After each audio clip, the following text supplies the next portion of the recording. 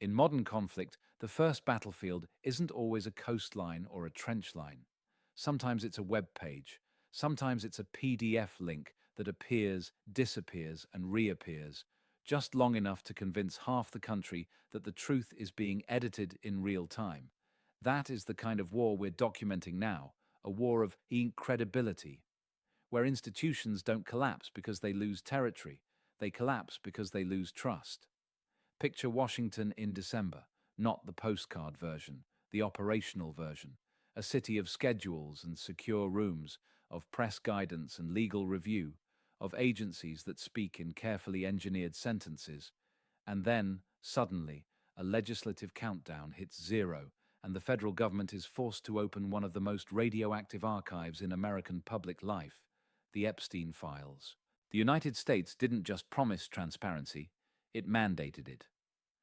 On November 19, 2025, the White House published a statement confirming that the president signed H.R. 4405, the Epstein Files Transparency Act, requiring the Attorney General to release DOJ documents and records relating to Jeffrey Epstein. In a stable system, this kind of release looks like discipline, clear categories, consistent redactions, a public explanation of what is withheld and why, and above all, no improvisation. Because when the government publishes sensitive material, the process becomes part of the evidence.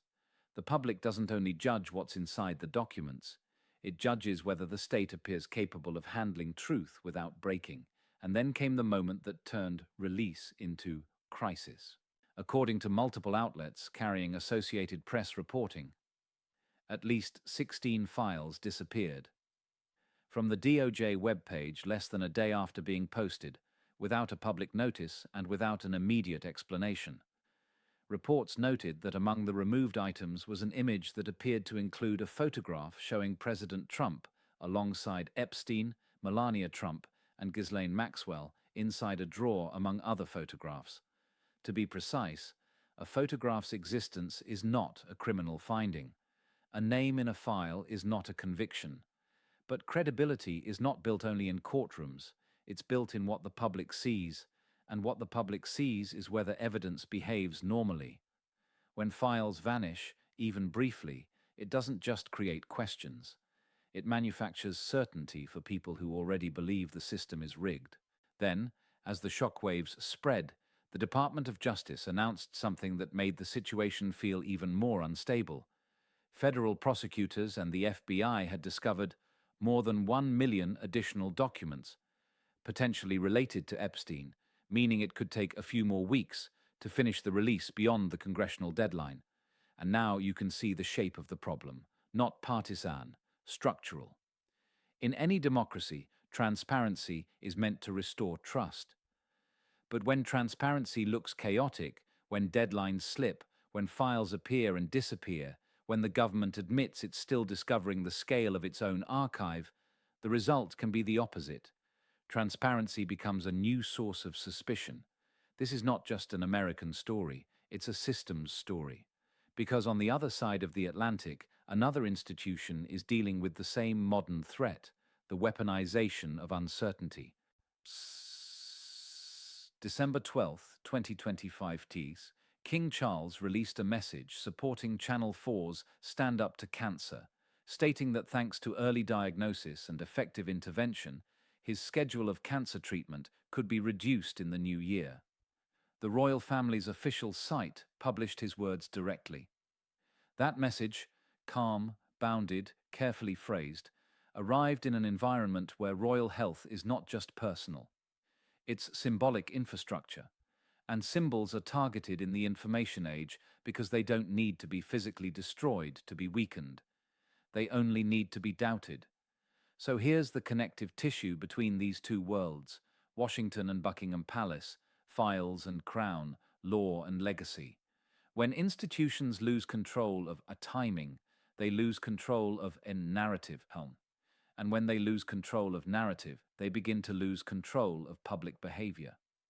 This is why in 2025, the most dangerous word in public life isn't war, it's unverified. Unverified claims spread like smoke because smoke doesn't require evidence. Smoke only requires fear. A rumor about a king's health, a rumor about missing files, a rumor about who is protected and who is exposed. These stories don't need to be proven to do damage. They only need to be believable long enough to trigger panic, outrage, or political exploitation. And the exploitation is the point, because the internet's incentive structure doesn't reward careful truth. It rewards attention. In the attention economy, the best performing stories are often the ones that feel like secrets. They don't want you to see this. This was removed. This was hidden. Those phrases are not just captions.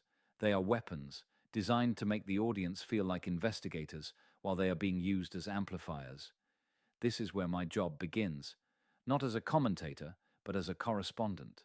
We don't chase the loudest claim. We chase the most load-bearing facts.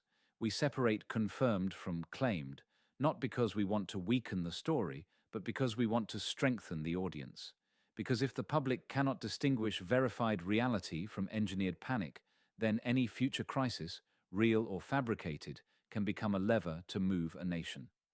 So tonight, the documentary isn't asking you to trust a headline, it's asking you to watch the machinery, how law forces disclosure, how disclosure can fail operationally, how failure creates a vacuum, and how that vacuum gets occupied by speculation, by tribal narrative, by actors who understand that destabilizing belief is cheaper than destabilizing fleets.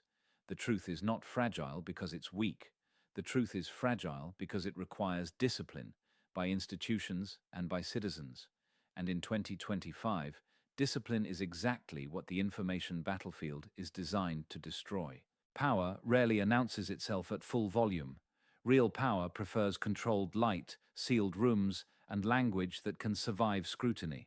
And when a state faces a health story at the top, or a scandal archive it can't fully tame, it reaches for the same tool every time.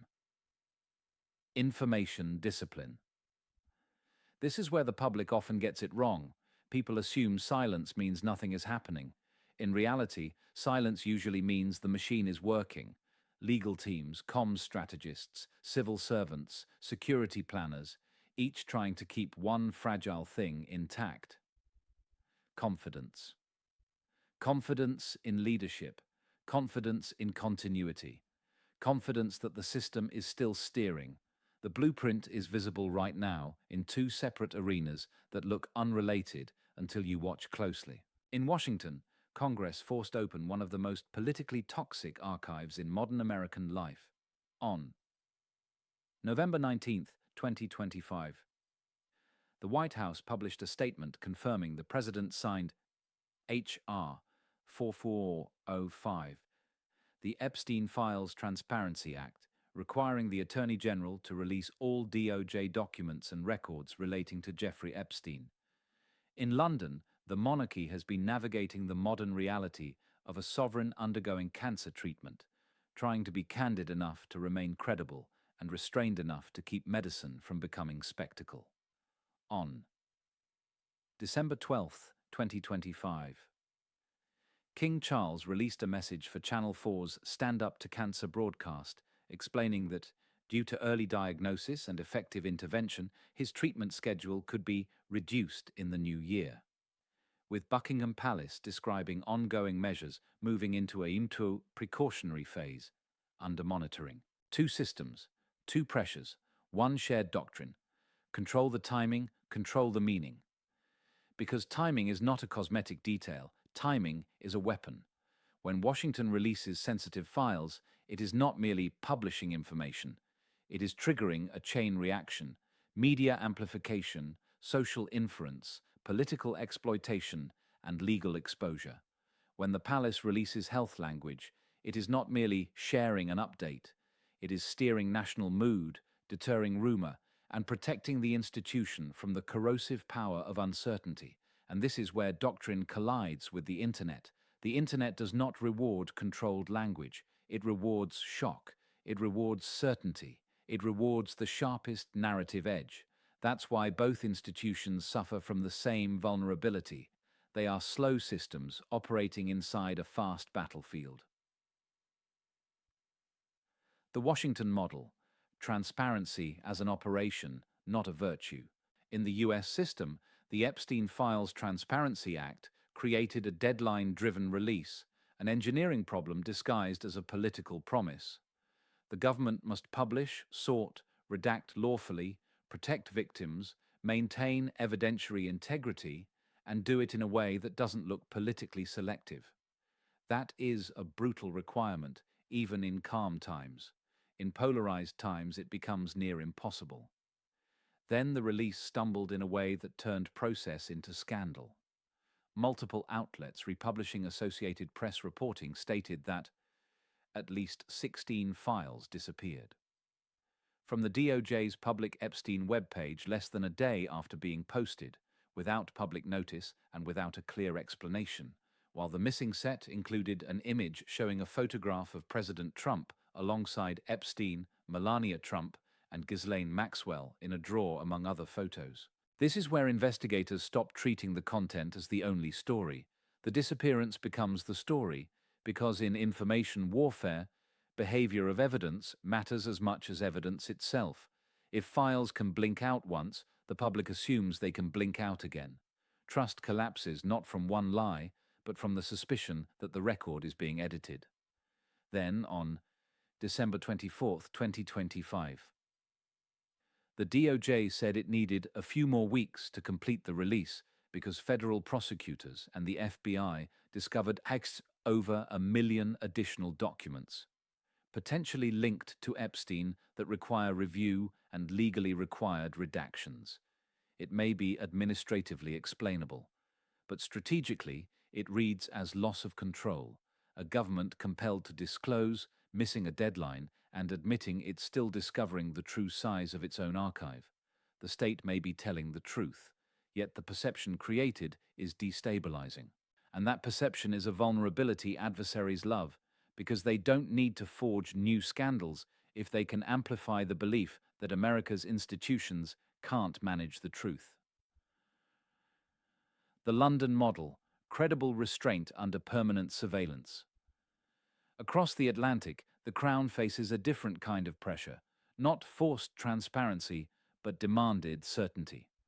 The monarchy cannot publish medical charts, it cannot answer every rumor, and it cannot afford to be caught improvising, because in royal communications, inconsistency is gasoline. That's why the palace's phrasing matters. Words like precautionary phase are not casual. They are calibrated, reassuring without promising too much, human without offering details that become tabloid currency. The pattern is visible in earlier verified events too.